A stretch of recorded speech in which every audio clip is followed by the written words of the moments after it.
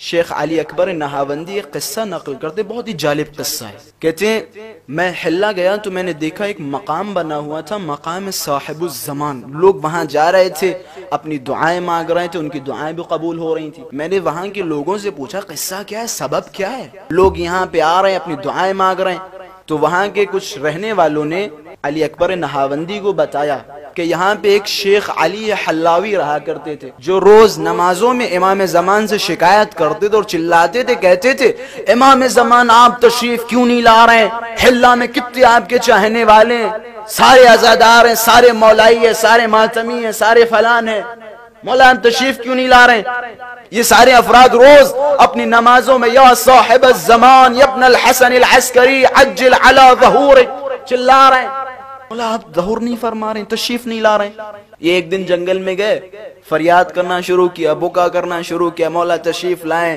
پتہ نہیں ہزاروں لوگ آمادہ ہیں، وہ آپ کے عاشق ہیں، روز نمازیں پڑھ رہے ہیں، روز روزے رکھ رہے ہیں، پھر بھی آپ تشریف نہیں لا رہے ہیں۔ تو مولا نے ان سے ملاقات کی، ایک مکاشفے میں حضرت نے فرمایا شیخ علی حلاوی تمہارا دعویٰ ہے کہ حلہ میں میرے بہت چاہنے والے، ٹھیک ہے تم ایسا کرو جو اچھے اچھے چاہنے والے ان کو جمع کرو اپنے گھر میں اور ان سے کہو کہ آج تمہارے وقت کا امام تم سے ملنے آ رہا ہے، پھر دیکھتے ہیں۔ مولا نے فرمایا ایسا کرنا، وہ جو ایک قصاب تمہارے حلہ میں رہتا ہے اس قصاب سے کہنا کہ 2 بکرے یا 2 دمبے لے کے چھت پہ باندھ دے آگے اور سارے لوگ جمع ہو جائیں۔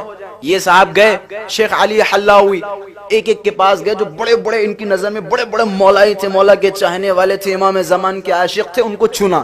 کہتے ہیں 40 لوگوں کو چنا اور چننے کے بعد کہ آؤ آج امام زمان گھر پہ تشریف لا رہے ہیں اور امام زمان نے فرمایا کہ آپ کو میں لے کے آؤں، امام زمان آپ سے ملاقات کریں گے۔ یہ سارے کے سارے شیخ علی حلاوی کے گھر میں جمع ہوئے۔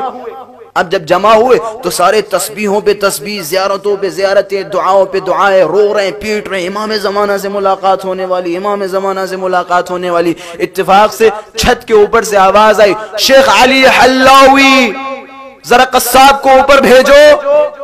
اب وہاں ہلچل مچ گیا، چلو امام زمان آگے، ایک ایک کر کے امام زمان سب کو اکیلے بلا رہے ہیں۔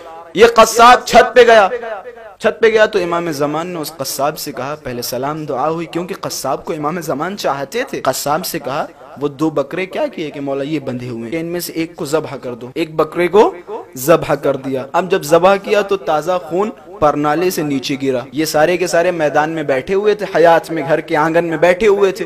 اب خون نیچے گرنا شروع ہوا۔ ان میں سے اکثر بلکہ سب کے سب ان کے ذہنوں میں یہ آ گیا عجب لگ رہا ہے امام زمان نے ایک کو قربان کر، ایک بندے خدا قصاب ہماری اس دنیا سے جا چکا ہے، تازہ تازہ خون۔ ان کے دلوں میں 70% ڈر گھس گیا تھا، بچا تھا 30%۔ دوسری آواز آئی شیخ علی حلاوی آپ بھی آئیں۔ شیخ علی حلاوی چھت پہ پہنچے۔ اب جب یہ چھت پہ پہنچے تو قصاب کی طرف مولا نے اشارہ کیا کہ دوسرا بھی کاٹ دو۔ اب اس نے دوسرا بھی کاٹ دیا۔ جہاں ان کے دلوں میں شک تھی اب ان کا شک یقین میں تبدیل ہوا اور بھاگنا شروع کیا۔